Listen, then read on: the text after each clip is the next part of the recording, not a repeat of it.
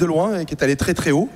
Et en l'occurrence, je vais lui demander d'ailleurs de se lever pour commencer à l'applaudir, puisque c'est un parcours qui, moi en tout cas, quand j'ai parcouru son curriculum vitae, un petit peu son histoire, m'a interpellé. Myriam Chadid, qui mérite aussi des applaudissements. Je vais demander de prendre le micro, qui est astronome, exploratrice et première marocaine à avoir foulé le sol de l'Antarctique. Donc c'est parti de loin pour aller très haut. Je suis très heureuse d'être parmi vous aujourd'hui pour la manifestation Her Day for Her. Et avant tout, je voudrais vraiment féliciter les filles qui ont eu leur bourse pour faire leurs études, parce qu'avoir une bourse, c'est un passeport pour un long voyage. C'est une grande mission pour la science qui est vraiment la survie de l'être humain. Et étant scientifique, j'ai toujours dit que la science est féminine et elle a besoin de femmes et des compétences des femmes. Parce que pour tout ce qui est l'exactitude, la précision dans les mesures, ça caractérise plutôt les femmes que les hommes. Je ne veux pas faire des histoires entre femmes et hommes. Alors la persévérance dans le calcul aussi, c'est plutôt les femmes que les hommes. La patience et l'organisation. Vous voyez? Et donc, malheureusement, je dis pas malheureusement, jusqu'à nos jours, je vois toujours, à nos jours, quand on parle, par exemple, des grands noms qui ont révolté, qui ont révolutionné notre connaissance de l'univers, on parle toujours des hommes. Est-ce que vous avez entendu de femmes astronomes qui a révolutionné notre connaissance de l'univers? Non. Et donc, je soutiens qu'aujourd'hui, on ne peut pas prétendre le progrès scientifique, l'avancement de science ou d'une technologie sans la contribution d'une femme. Alors, je voudrais vous dire aussi que depuis mon jeune âge, j'ai réalisé que je vais avoir une vie très passionnante. Mais alors, ça va être un mouvement perpétuel de défis, de challenges et des obstacles. Et c'est pour ça que je me suis dit, puisque c'est ainsi, je vais m'accrocher à mon audace. Comme il disait Voltaire, il disait que la réussite est l'enfance de l'audace. Et donc c'est ainsi que j'ai nourri l'audace chez moi quotidiennement. À chaque jour, suivant le défi que je rencontre quotidiennement, je rajoute 1 degré de mon audace. Voilà. Et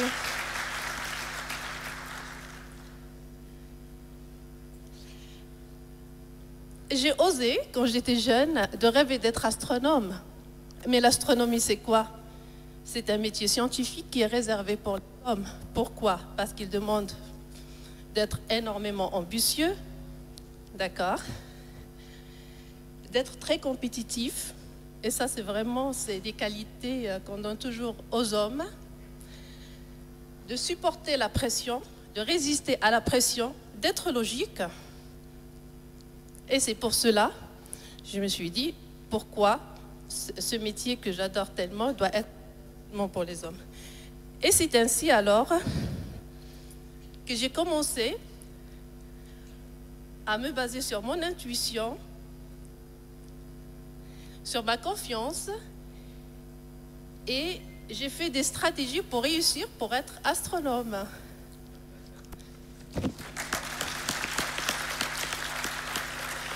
Alors, parmi ces stratégies, vraiment, j'ai commencé à travailler dur. Bien sûr, c'est avec le travail, on peut organiser tout ce qu'on a envie de, on peut réaliser tout ce qu'on a envie de faire. Et je me souviens très très bien, quand je disais à mes parents, parce que j'étais dans un milieu modeste, quand je dis à mes parents, je veux être astronome, alors ils me disaient, oh là là, il faut choisir un métier classique, il faut être médecin, ingénieur pour subvenir aux besoins de la famille. Je dis, non, non. Et à chaque fois que je dis je veux être astronome, ça se met la panique autour de moi. Donc j'ai commencé à travailler énormément. Et même un jour, mon père, il m'a dit, écoute ma fille, là je parle un peu l'arabe. Baraka عليك بنتي من الحفاظة من القراية غادي تطلع لينا سبوتنيك غادي تطلع لينا الصواريخ. Et bien aujourd'hui je donne vraiment hommage à mon père parce que je participe souvent à des programmes de satellites, de lancement de satellites, à des projets de télescope spatial.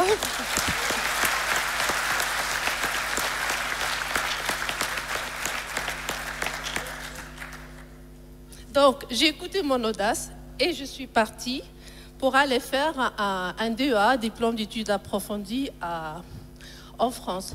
Je n'avais pas de financement, je n'avais pas de niveau d'astronomie parce que l'astronomie professionnelle, je n'ai jamais eu. J'étais avec des étudiants qui étaient très forts en astronomie professionnelle, qui avaient des moyens de financement, mais moi, il fallait que je travaille tout ça. Mais malgré ça, j'ai réussi mon DEA en première de DEA.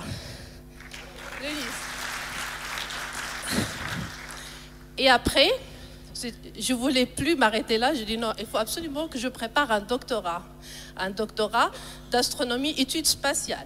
Et je n'ai pas choisi n'importe quel laboratoire classique. Alors, je voulais faire ce doctorat dans un observatoire national, à l'Observatoire de Haute-Provence.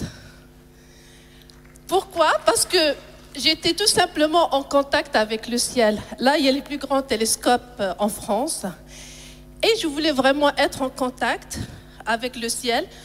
Le village le plus proche, il était tout petit, que le ciel pour moi était énorme, était grand.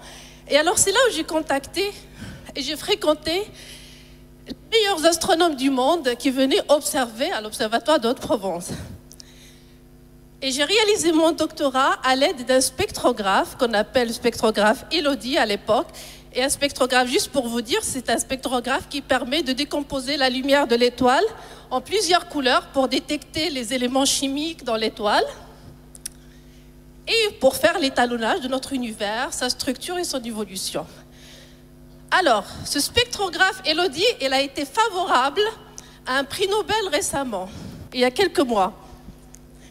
Et c'est Michel Mayer qui a eu le prix Nobel. Et alors moi, j'ai commencé à m'enthousiasmer. Je dis non, moi aussi je veux être nobilisée, c'est pas possible. Et alors mes collègues hommes, qu'est-ce qu'ils me disaient? Ils me disaient, mais Myriam, écoute, tu es trop belle pour Nobel, hein?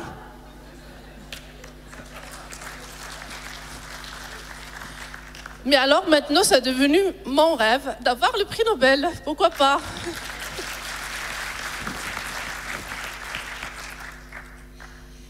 Après, quand j'ai eu ma thèse, mon doctorat, j'étais sélectionnée pour faire partie de la première équipe qui va y aller installer les plus grands télescopes du monde au désert d'Atacama au Chili, les VLT. En interférant ces 4 télescopes, on peut voir un bonhomme qui marche sur la Lune. C'est juste pour vous donner le grandeur de ces télescopes. Et alors, je suis allée, on était première équipe qui fait fonctionner ces télescopes, qui les a installés, tout ça. Mais alors là-bas, il faut supporter vraiment. Le désert d'Atacama, c'est le désert le plus aride du monde, hein. Je ne vous dis pas l'isolement, la sécheresse et tout ça. Il faut supporter aussi d'habiter dans des conteneurs qui sont secoués tout le temps par des tremblements de terre. Et d'autre part, en plus de ça, il faut supporter la pression, il faut résister à la pression et le travail. Parce que j'étais en train de manipuler les plus grands télescopes du monde. Quelques heures d'observation, c'est l'or. Je n'avais pas le droit à l'erreur ni aux pertes de temps. J'ai réussi ma mission. Et un jour, je suis rentrée à l'Observatoire de la Côte d'Azur, Université de Côte d'Azur, pour la fonction publique, pour faire professeur en France, à Nice. Et là, j'ai rencontré mon mari, enfant. Et là, pour vous dire, vraiment, ma vie privée, elle a équilibré énormément ma vie professionnelle. Quand je partais le matin de chez moi, j'étais heureuse d'aller au travail. Quand je reviens le soir, je suis heureuse de rentrer chez moi, pour voir mes enfants.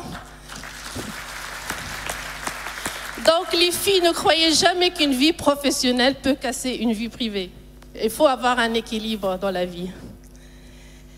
Et donc, je me souviens très bien quand je partais dans des expéditions en Antarctique et tout ça, mes enfants, ils disaient, ma mère, elle travaille dans les étoiles.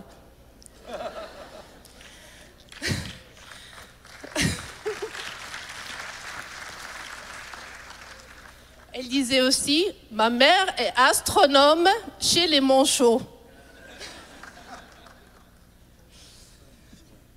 Et puis voilà. Donc, bien sûr, à Nice, la vie, vraiment ma vie de risque, de l'extrême, ma vie professionnelle, il m'appelait souvent. J'avais besoin de cette adrénaline. J'avais besoin, vraiment, c'est les limites où les astronomes sont arrêtés, astronomes hommes. Et donc, c'est ainsi. Mes collègues m'appelaient souvent l'astronome de l'extrême, parce que je choisis toujours des... Même dans ma voie professionnelle, dans la recherche scientifique de chaque jour, j'ai choisi toujours des grands défis de challenge. J'ai travaillé sur des étoiles qui nous permettent... j'essaie de contribuer à une élaboration d'une théorie dans la physique stellaire en observant des étoiles qui permettent d'étalonner l'univers, déterminer sa distance, son évolution, sa structure, ses origines. Et tout ça, c'est un peu, même ça, difficile. Je choisis toujours les choses difficiles, les challenges, pour mieux exister devant l'astronome homme, peut-être. Mais bon, mais j'ai besoin de cette adrénaline, en fait. Et c'est ainsi, donc, je me suis dit un jour, pour observer les étoiles, on a besoin d'une bonne qualité d'image dans le ciel. Et d'autre part, on a besoin d'une continuité dans les mesures. C'est-à-dire, si j'observe par exemple au Chili ou à l'Observatoire d'Haute-Provence, j'observe la nuit, j'arrête le jour. Je n'ai pas cette continuité de mesure. Par contre, j'ai décidé, si j'observe au pôle, la nuit, dire 6 nuits consécutives, c'est-à-dire la nuit polaire, elle va durer 6 nuits consécutives. Alors, je veux aussi aller observer, installer un observatoire au pôle sud pour observer. Et donc, j'ai eu cette idée et j'ai réussi. Je me dis, bah, ça a marché. C'est des projets de risque. Vous savez, quand vous mettez dans des projets de risque, des challenges, il faut vraiment convaincre les instituts, les organismes à vous donner des finances pour aller installer, parce que c'est des projets à risque. Et donc, je l'ai réalisé et c'est vraiment... C'est équivalent à des projets d'une mission spatiale. Parce que, en fait, là-bas, le pôle Sud, c'est la place inaccessible du monde, mais elle est mythique. On travaille dans des conditions extrêmes. D'abord, il y a l'isolement. Même là-bas, vous ne trouvez pas... Je parle du cœur de l'Antarctique. Il n'y a pas d'animal, pas de végétation, rien. C'est l'isolement total. Il fait froid, la température pendant la nuit polaire, elle arrive à moins 83 degrés Celsius. Et l'altitude, on travaille à peu près à 4000 mètres d'altitude. Donc, il faut de très bonnes conditions physiques et psychiques pour aller installer. Bon, il faut être fou, quoi.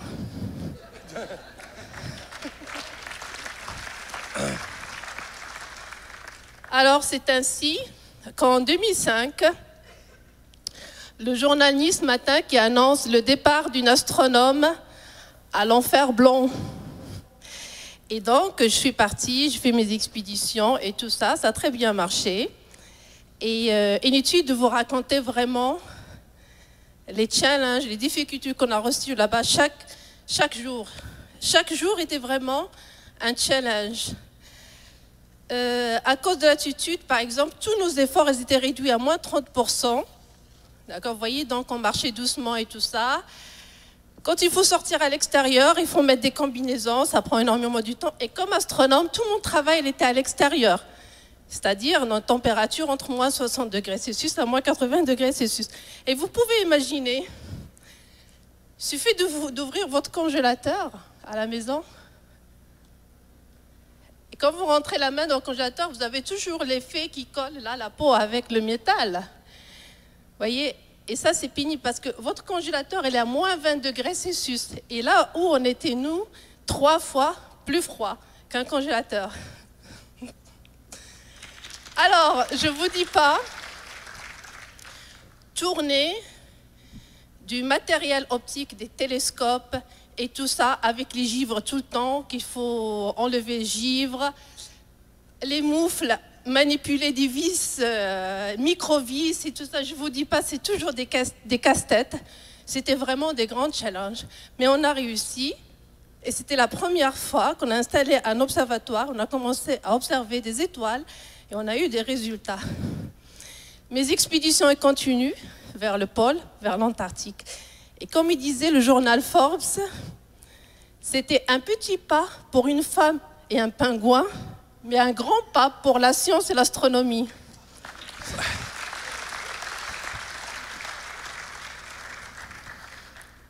Bon, je ne vais pas vous raconter tout ça parce que c'est des... Là, je vous raconte par le sourire, mais la réalité des choses, à moins 80 degrés Celsius, c'est autre chose. Alors, je voulais juste vous dire, les filles, vous savez, quand je revois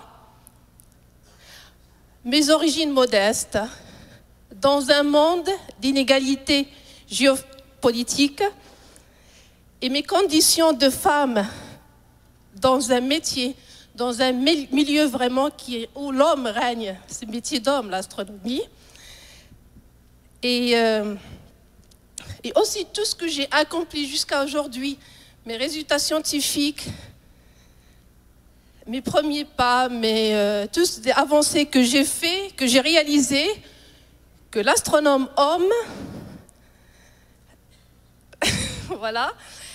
Et donc, je me dis toujours qu'il y a toujours un espoir pour tous ceux qui travaillent dur pour réaliser leurs rêves. Donc, je vous dis, allez-y les filles, larguez les amarres, soyez audacieuses, libres, et surtout, osez aller vers des métiers réservés pour les hommes. Continuez toujours à être fiers d'être femme. Privilégiez votre leadership au féminin. N'oubliez jamais vos origines. Et surtout, restez toujours vous-même. Voilà. Merci Mariam Chadid. Merci pour ces témoignages poignants. Parti de très loin et très haut. Bravo à vous.